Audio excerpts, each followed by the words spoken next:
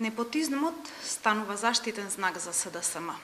По вработувањето на братот на градоначалничката, како наставник, стигна информации кои говорат дека роднини на лица од врвот на власта ги полнат државните институции.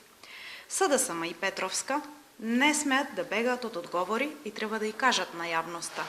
Дали е точно дека како компензација за лојалноста во Советот на општина Битола, во општинската администрација е вработен Бобо Груевски, прв братучет на Валентин Груевски, председател на Советот, и Владимир Костурски, сопруг на советничката Емилија Костурски. Дали ова не е непотизам, почитувани граѓани? Општина Битола не смее да биде место за вдомување на партиските кадри. СДСМ не смее да ги става интересите на партијата над интересот на граѓаните. Петровска мора да одговори и дали во општината го вработи братучетот на Сашо Додовски, актуелен председател на управниот одбор на АД Елен. Докаде оди непотизмот и фамилиарниот интерес на фамилиите од власта?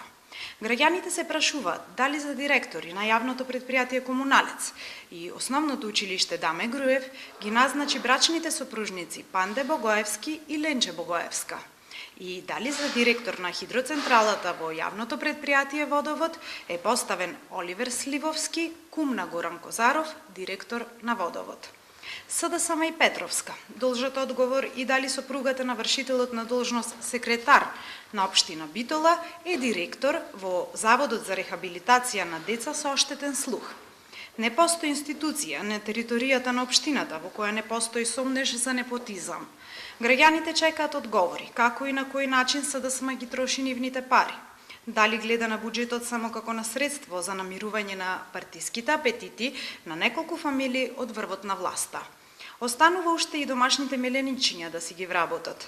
Најсоодветна парола на оваа ненародна власт, наместо живот за сите, би била живот за најблиските.